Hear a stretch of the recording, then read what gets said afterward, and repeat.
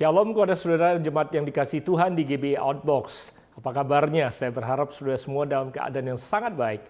Saya bersyukur untuk kesempatan yang saya miliki untuk melayani saudara pada hari ini, walaupun ini adalah kesempatan pertama saya melayani saudara.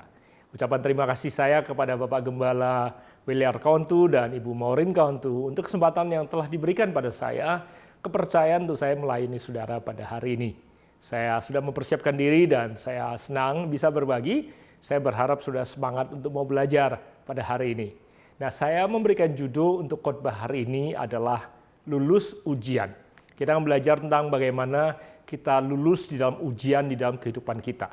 Segala sesuatu harus melewati ujian sebelum sesuatu itu dinyatakan layak untuk dipakai. Sebuah produk yang sudah rancang harus diuji sebelum dilepaskan ke dalam pasaran. Saya kira demikian juga dalam kehidupan kita. Kita semua yang pernah sekolah, kita mengerti bahwa kita harus lewati ujian-ujian yang ada dalam kehidupan kita. Sudah siap belajar? Apa saja yang harus diuji dalam kehidupan kita? Mari kita belajar.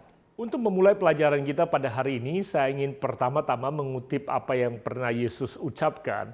Tercatat di dalam Matius pasal ke-7, mulai dari ayat ke-24 sampai ayat ke-27, di mana Yesus berbicara tentang dua dasar bangunan. Izinkan saya bacakan pada saudara terlebih dahulu.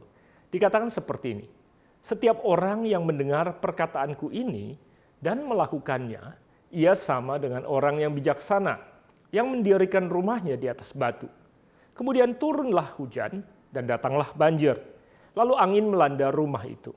Tetapi rumah itu tidak rubuh, sebab didirikan di atas batu.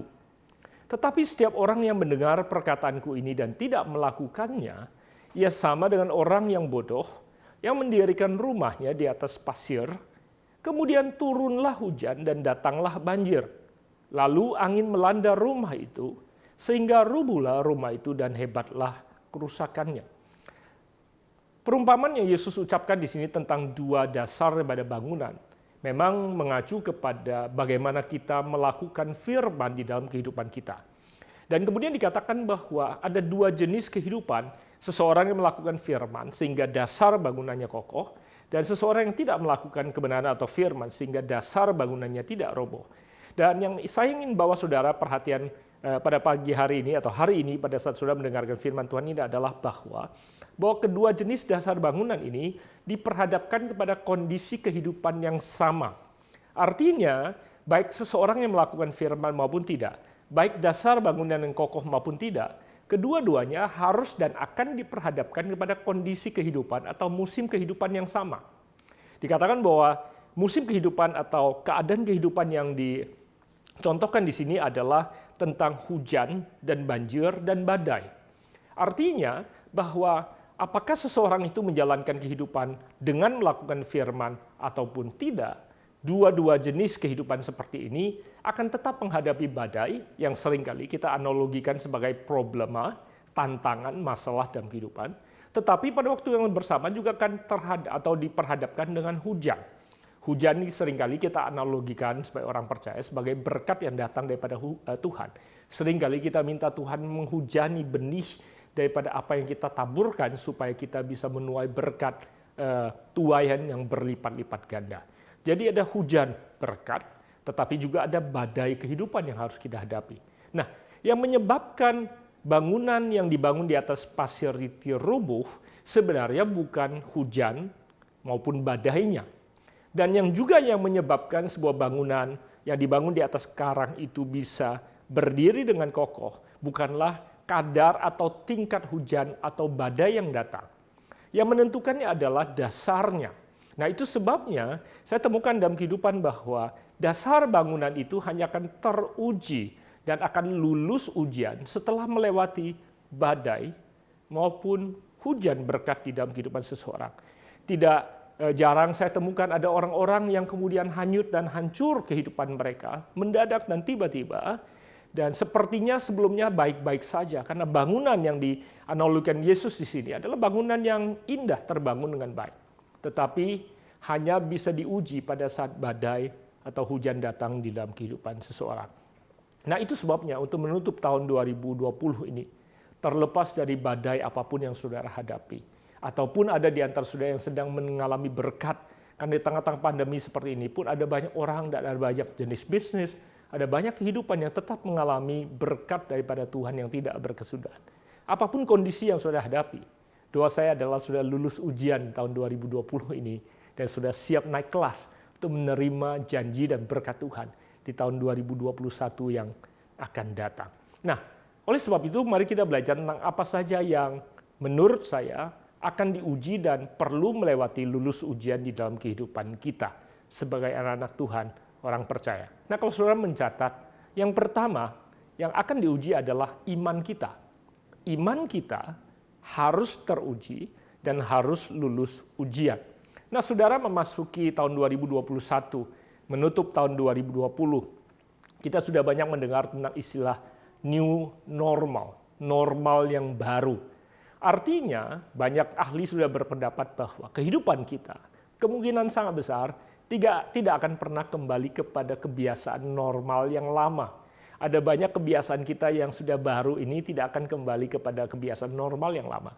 Saya kira seumur hidup saya hingga saat ini saya belum pernah cuci tangan sebanyak di tahun 2020 ini.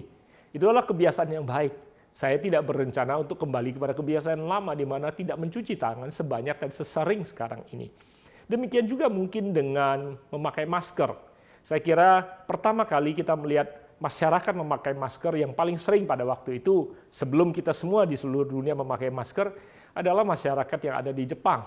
Pada saat itu kita merasa aneh karena mereka terbiasa memakai masker di alat-alat transportasi umum, di kumpulan orang banyak apabila ada yang merasakan dirinya kurang sehat.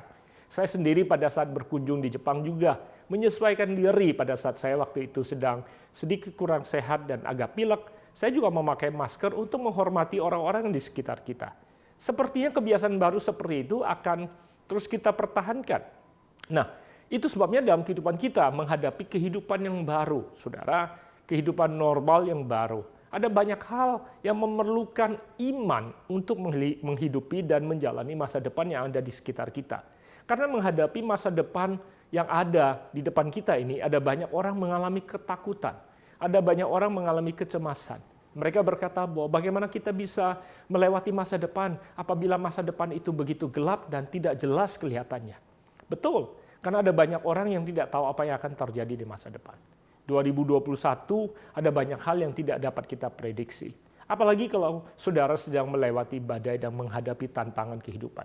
Mungkin saat ini saudara sedang digeluti, dipenuhi dengan rasa takut dan cemas. Takut itu manusiawi. Cemas itu sesuatu yang dapat terjadi kepada siapa saja. Karena takut dan cemas muncul disebabkan oleh apa yang kita sedang alami. Karena badai yang sedang di hadapan kita membuat kita menjadi takut dan cemas. Kalau saudara ingat kisah murid-muridnya bersama dengan Yesus yang ada di atas kapal di tengah-tengah Danau Galilea. Di tengah-tengah perjalanan mereka menghadapi ombak yang begitu besar sehingga perahu yang mereka tumpangi mulai penuh dengan air. Dikatakan pada waktu itu mereka begitu takut dan cemasnya sehingga mereka merasa bahwa maut siap menjemput mereka. Sementara di tengah-tengah kejadian itu, Yesus dengan pulasnya tertidur di buritan kapal di atas tilamnya. Walaupun kapalnya penuh dengan air, walaupun tilamnya pasti basah kena air, namun Yesus tetap bisa terlelap dengan pulas, deep sleep di tengah-tengah badai yang ada. Karena tidak ada badai, tidak ada tantangan, tidak ada kesulitan yang dapat merampas damai dan keteduhan yang ada di dalam diri Yesus. Nah, itu sebabnya pada saat murid-muridnya ada di tengah-tengah badai seperti itu, takut dan cemas adalah sesuatu yang sangat lumrah. Hanya saja di tengah-tengah ketakutan dan kecemasan itu, mereka mulai menyalahkan Yesus. Mereka bahkan menuduh Yesus tidak peduli kepada mereka. Mereka berkata, "Guru, engkau tidak peduli apabila kami binasa." Saudara, kadang-kala kita di dalam ketakutan dan kecemasan juga seringkali terjebak menyalahkan Tuhan, menyalahkan keadaan, menyalahkan pasangan hidup kita, menyalahkan pemerintah, menyalahkan siapa saja, atau kita mencari kesalahan terhadap keadaan yang sedang kita hadapi. Demikian juga dihadapi oleh murid-muridnya. Di tengah-tengah ketakutan dan kecemasan, mereka menyalahkan Yesus. Mereka menuduh Yesus tidak peduli. Padahal Yesus membuktikan kepeduliannya dengan tidak meninggalkan mereka. Karena Yesus tetap ada di perahu kehidupan mereka. Demikian juga saudara, pada hari ini, iman percaya saudara kepada Yesus sedang diuji apabila saudara sedang menghadapi badai. Saudara sedang menghadapi tantangan, saudara sedang menghadapi ketakutan, saudara sedang menghadapi kecemasan. Dan ada banyak hal yang tidak dapat saudara prediksi atau lihat dengan jelas di masa depan saudara di tahun 2021. Terhadap kesehatan, terhadap pernikahan, terhadap keuangan saudara. Saudara tidak tahu apa yang akan terjadi. Jadi sangat dapat dimengerti apabila saudara takut dan cemas. Pertanyaannya adalah, iman saudara mengarah kepada siapa? Murid-murid Yesus, mata mereka mengarah kepada badai, sehingga mereka mulai ketakutan dan cemas. Apabila pada saat itu, iman dan percaya mereka dan mata mereka arahkan kepada Yesus yang sedang terlelap dengan pulas, kemungkinan besar keteduhan yang sedang ada dalam pribadi Yesus dapat mereka rasakan, sehingga mereka akan punya kekuatan untuk menghadapi badai dan ombak yang sedang mereka hadapi. Itu sebabnya saudara perlu iman untuk menghadapi masa depan. Karena Roma pasal ke-10 ayat ke-17 katakan seperti ini. Jadi iman timbul dari pendengaran dan pendengaran oleh firman Kristus. Pertanyaan saya adalah, apakah saudara punya firman di dalam kehidupan saudara? Sehingga saudara punya iman yang dapat kokoh, teruji dan lulus ujian. Sehingga saudara dapat percaya dan dapat mampu punya kekuatan menghadapi ombak dan badai yang sedang menghadang saudara. Di dalam Ibrani pasal yang ke-11 ayat ke-7 dikatakan, karena iman maka Nuh dengan petunjuk Allah tentang sesuatu yang belum kelihatan dengan taat mempersiapkan bahtera untuk menyelamatkan keluarganya, dan karena iman itu ia menghukum dunia dan ia ditentukan untuk menerima kebenaran sesuai dengan imannya. Nuh belum pernah lihat apa yang akan terjadi, tapi dengan iman dia percaya, dengan mata imannya dia melihat masa depan. Saudara, dia belum pernah lihat bahtera yang dia akan bangun sebelumnya. Dia belum pernah lihat air menutupi bumi sebelumnya. Dia tidak tahu berapa lama air itu akan menutupi bumi. Dia tidak tahu bagaimana memberi makan keluarganya dan semua binatang yang harus dia selamatkan. Ada banyak hal yang dia tidak tahu, bagaimana dia harus melangkah. Tapi dengan iman yang datang karena dia taat kepada suara Tuhan, maka dia bukan hanya berhasil melewatinya, tapi dia berhasil mencatatkan sejarah di dalam kehidupan kita sebagai manusia. Karena iman daripada Nuh, maka Tuhan menyelamatkan manusia melalui keluarga Nuh. Iman bukan hanya apa yang kita manfaatkan untuk meminta kepada Tuhan apa yang kita inginkan, tapi iman adalah keputusan kita untuk tetap taat pada saat mata kita belum melihat apa yang kita inginkan terjadi di dalam kehidupan kita. Apa saja yang saudara inginkan dan doakan belum terjadi di tahun 2020 dan saudara rindukan digenapi Tuhan di tahun 2021. Saudara perlu iman dan mata iman saudara untuk melihatnya. Ibrani 11 ayat pertama katakan, iman adalah dasar dari segala sesuatu yang kita harapkan dan bukti dari segala sesuatu yang tidak kita lihat. Dengan imanlah saudara mempersiapkan wadah untuk bisa mendapatkan semua yang saudara rindukan, semua yang saudara cita-citakan, semua yang saudara mimpikan. Dan iman itulah bukti dari segala sesuatu yang saudara minta, yang belum saudara lihat. Iman itu seperti benih yang kecil yang saudara taburkan. Sebagaimana Elia dipelihara oleh Tuhan di tepi sungai Kerit pada saat Tuhan mengirimkan burung gagak makanan, membawa makanan untuk dia. Makanan yang dibawakan burung gagak melalui paruhnya bukan makanan yang jumlahnya besar, tetapi yang mempertahankan Elia untuk hidup bukan besarnya jumlah makanan yang ada, tetapi benih makanan atau jumlah yang kecil, yang sepertinya kecil, tetapi mujizat yang dibuktikan melalui seekor burung gagak. Burung gagak saja bisa Tuhan pakai untuk menjawabkan kebutuhan dia. Saya percaya ada banyak sekali benih-benih yang Tuhan bawakan dalam kehidupan saudara, yang mungkin kelihatannya insignifikan, sepertinya kecil, tetapi kalau saudara bisa melihatnya dengan iman, saudara bisa melihat tangan Tuhan bekerja dalam kehidupan saudara, dan itu adalah kekuatan yang saudara pakai untuk punya pengharapan kepada masa depan saudara. Dengan imanlah saudara melangkah, dengan mata imanlah saudara melihat. Itu sebabnya hari-hari ini pengenalan saudara akan Tuhan saudara diuji.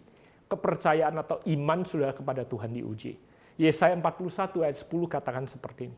Janganlah takut, sebab aku Tuhan, Elohim, menyertai engkau. Janganlah bimbang, sebab aku ini Allahmu.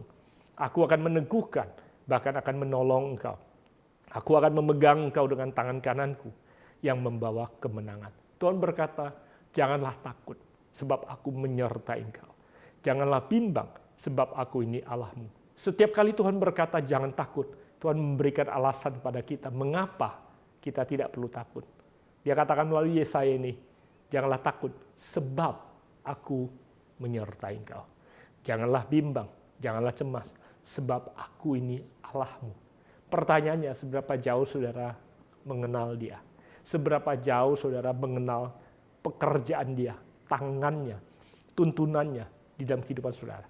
Apabila saudara bisa melihat tangannya, seperti Elia melihat bagaimana tangan Tuhan bekerja membawakan walaupun makanan yang kecil melalui paruh daripada burung gagak, maka saudara bisa mengenal dia dan saudara bisa membangun iman percaya saudara melalui pengenalan saudara akan pekerjaan Tuhan dalam kehidupan saudara. Mungkin saudara tahun 2020 ini mengharapkan perkara-perkara besar yang belum terjadi. Pertanyaan saya adalah, mampukah saudara, mengenalkah saudara akan cara kerja Tuhan untuk mencukupkan saudara? Ada hal-hal kecil, ada benih-benih yang Tuhan hadirkan dalam kehidupan saudara, yang apabila saudara lihat dengan mata iman, itu menjadi kekuatan yang cukup untuk saudara bisa penuh harap dan percaya untuk menatap masa depan. Karena dia berkata, janganlah takut, sebab aku menyertai engkau. Tuhan tidak pernah meninggalkan engkau. Dia tidak akan pernah meninggalkan engkau. Dan dia adalah Tuhan yang akan menyertai kita. Karena dia Immanuel, Allah yang senantiasa berserta dengan kita. Itu sebabnya, apakah saudara sudah lulus ujian daripada iman percaya saudara kepada Tuhan? Nah, kalau saudara tahu saudara sedang diuji saat ini, bertekunlah, teguhlah berdiri. Dan saya berdoa saudara bisa lulus dari ujian iman saudara, sehingga saudara naik kelas dan akan menerima kepercayaan yang lebih besar daripada Tuhan. Amin. Iman kita harus teruji, dan kita harus lulus ujian dalam iman kita. Yang kedua, yang perlu diuji dan kita harus lulus adalah pengharapan kita. Selain iman, pengharapan kita akan diuji. Ibrani pasal yang ke-6, ayat ke-19 dan 20 berkata seperti ini. Pengharapan itu adalah sauh yang kuat dan aman bagi jiwa kita, yang telah dilabuhkan sampai ke belakang tabir, di mana Yesus telah masuk sebagai perintis bagi kita, ketika ia menurut peraturan Melkisedek menjadi imam besar sampai selama-lamanya. Ibrani pasal ke-6 ini menjelaskan kepada kita bahwa pengharapan dalam diri kita itu seperti sauh, jangkar yang kuat dan aman. Nah, sebagaimana jangkar itu sangat penting bagi sebuah kapal, demikian juga pengharapan itu bagi kita di dalam kehidupan kita. Sebagaimana jangkar itu harus kuat dan kokoh apabila dilabuhkan, supaya kapal tidak terseret oleh ombak, tidak terseret oleh arus, sehingga bisa mempertahankan posisinya dan tidak hancur terbalik, dihancurkan oleh ombak yang datang, maka seperti itulah pengharapan itu dalam kehidupan kita sebagai manusia. Dikatakan pengharapan itu adalah jangkar yang kuat dan aman bagi jiwa kita. Nah, pengharapan kita dalam jiwa kita itu harus kuat dan kokoh. Apabila pengharapan kita tidak kuat dan kokoh, maka jiwa kita, kehidupan kita dapat terombang-ambingkan dan tidak jarang kita temukan kita dihancurkan oleh badai yang datang dalam kehidupan kita. Pengharapan kita hancur, kehidupan kita hancur sehingga kita berantakan perjalanan kehidupan kita. Nah, itu sebabnya pengharapan kita itu harus kuat dan aman. Nah, kata kuncinya di sini adalah kuat dan aman. Bahasa Inggrisnya memakai kata strong and firm. Strong artinya tidak gampang patah, tidak gampang putus pengharapan kita. Firm artinya kokoh karena tidak bergeser. Nah, sebagaimana jangkar bagi kapal, kalau dilabuhkan di dasar tapi dia gampang tergeserkan, maka jangkar itu tidak berfungsi sama sekali. Demikian juga pengharapan di dalam jiwa kita. Apabila kita labuhkan pengharapan kita, maka pengharapan itu harus kokoh. Nah, itu sebabnya dikatakan bahwa pengharapan kita dilabuhkan ke belakang sampai ke belakang tabir, di mana Yesus telah membuka pintu. Tabir bicara soal bait Allah, ruang maha suci, di mana Yesus sudah sebagai imam besar membukakan tabir itu. Pada saat Yesus disalibkan, tabir itu terbelah dari atas ke bawah, sehingga setiap kita dilayakkan untuk melabuhkan tabir kita di hadirat Tuhan, di dalam Tuhan. Nah, pertanyaan saya adalah, apakah pengharapan saudara ada di dalam Tuhan?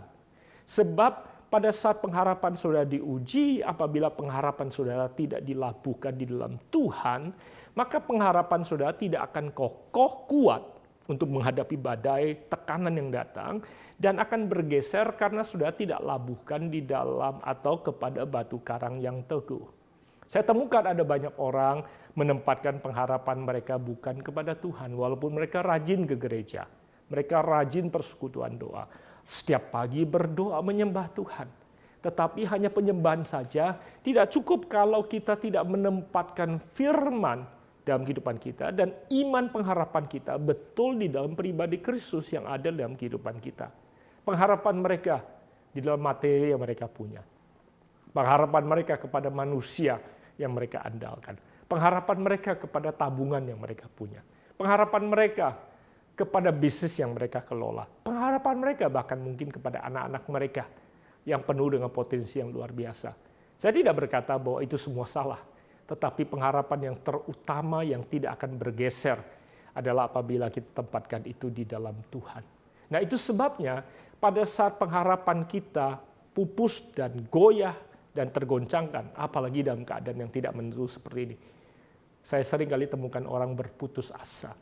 Putus asa dalam bahasa Inggris, despair, dialami, dijelaskan oleh seorang ahli yang bernama Viktor Frankl. Dia berkata, putus asa disebabkan karena pada saat seseorang sedang menghadapi suffering, penderitaan, tetapi tidak mengerti mengapa dia sedang mengalami penderitaan itu. Tidak mengerti meaning daripada apa yang dia hadapi. Jadi despair itu equal suffering minus meaning.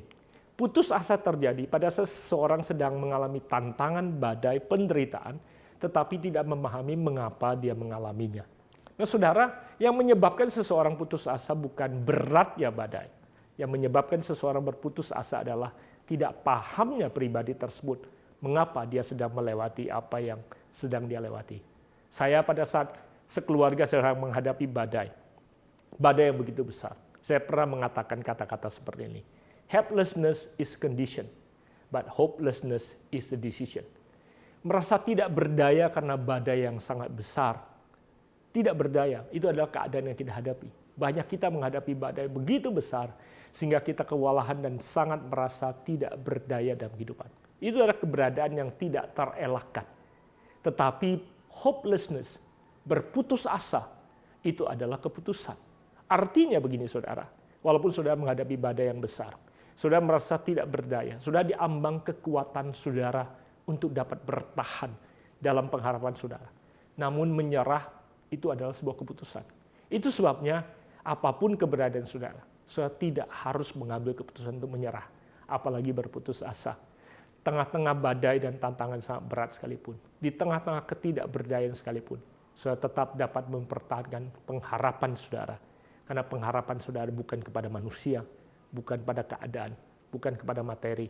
Karena pengharapan saudara tempatkan kepada Tuhan. Itu sebabnya Yakobus pasal pertama ayat ketiga bicara soal kegigihan atau ketekunan kita, kekuatan kita untuk bertahan di tengah-tengah badai. Dia katakan seperti ini. Yakobus 1 ayat 3 katakan, sebab kamu tahu bahwa ujian terhadap imanmu itu menghasilkan ketekunan. Ketekunan tidak akan datang apabila iman dan pengharapan kita tidak diuji. Saudara, kalau sudah sedang melewati badai, artinya sudah sedang dibawa di ambang naik kelas. Kalau sudah lulus, maka ketekunan sudah teruji dan akan terbangun dengan kokoh. Demikian juga dengan Roma pasal 5 ayat ketiga katakan seperti ini. Dan bukan hanya itu saja, kita malah bermegah juga dalam kesengsaraan kita. Dikatakan kita bermegah pada kesengsaraan kita. Saudara dapat berkata saudara bermegah untuk kesengsaraan saudara juga kah? Dikatakan karena kita tahu bahwa kesengsaraan itu menimbulkan apa? Ketekunan, dan ketekunan menimbulkan tahan uji, dan tahan uji menimbulkan pengharapan. Dan pengharapan tidak mengecewakan karena kasih Allah telah dicurahkan dalam hati kita oleh Roh Kudus yang telah dikaruniakan kepada kita. Pengharapan seperti apakah yang tidak mengecewakan? Pengharapan yang sudah lulus ujian. Pengharapan yang sudah terbukti tahan uji karena sudah melewati kesengsaraan yang diuji sehingga ada ketekunan di dalamnya. Dan ada dua kata kunci dikatakan, baik Yakobus pasal pertama maupun Roma pasal ketiga. Dikatakan, karena kita tahu.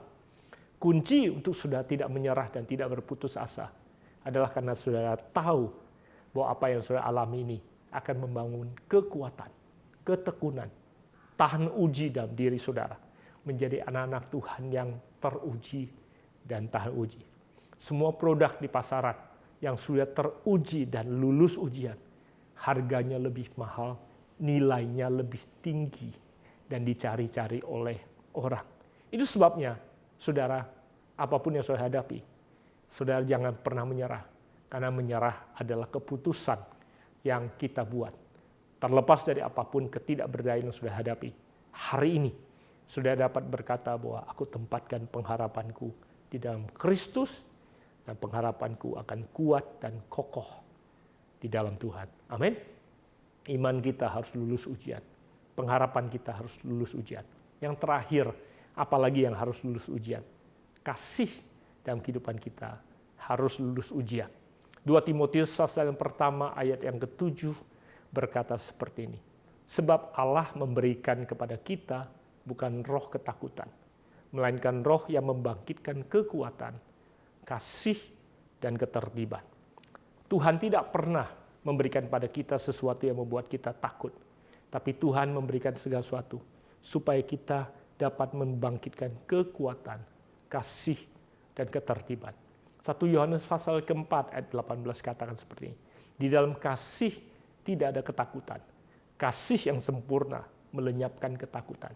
Sebab ketakutan mengandung hukuman, dan barang siapa takut, ia tidak sempurna dalam kasih.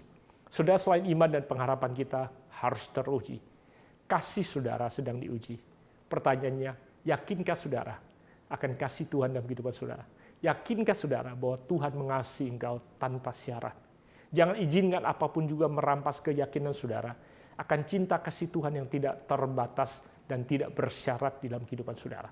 Jadi cinta dan kasih Tuhan pada saudara akan diuji. Seberapa saudara yakin akan kasih Tuhan dalam kehidupan saudara. 1 Yohanes 4 ayat 16 katakan, kita telah mengenal dan telah percaya akan kasih Allah kepada kita. Allah adalah kasih. Dan barang siapa tetap berada dalam kasih, ia tetap berada dalam Allah dan Allah dalam dia. Bukan Allah punya kasih. Allah adalah kasih. Apabila Allah dalam hidup saudara, maka kasih itu ada dalam kehidupan saudara. Saya berdoa, tidak ada satupun di antara saudara yang meragukan kasih Tuhan dalam kehidupan saudara. Karena dia mengasihi saudara tidak bersyarat.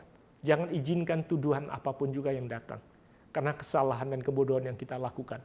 Yang merampas rasa layak kita untuk dicintai dan dikasihi Tuhan tanpa syarat. Karena dia mengasihi kita tidak pernah bersyarat dan tidak tergantung kepada apa yang kita lakukan. Itu sebabnya saudara dikasihi Tuhan.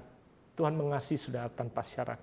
Dan biarlah saudara dapat melewati ujian dan tantangan akan keyakinan saudara akan cinta kasih Tuhan di dalam kehidupan saudara. Ayat yang terakhir, Mazmur 18, ayat 31. Dikatakan, perbuatan Allah sempurna, janji Tuhan dapat dipercaya. Dikatakan, ia seperti perisai bagi semua yang berlindung padanya. Sebab hanya Tuhanlah Allah, Allah saja pembela kita. Dikatakan perbuatan Allah sempurna. Apabila ada di antara saudara yang berkata, apabila Tuhan mengasihi aku, mengapakah aku melewati badai yang seperti ini? Mengapakah aku ada di tengah-tengah keadaan dan kesulitan yang seperti ini? Saudara, hanya karena Tuhan mengasihi saudara, bukan berarti Tuhan tidak mengizinkan saudara melewati badai dan melewati tantangan yang ada.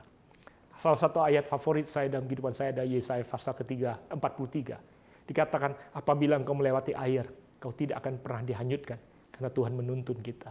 Apabila engkau melewati api itu tidak akan menghanguskan kau, kau tidak akan terbakar.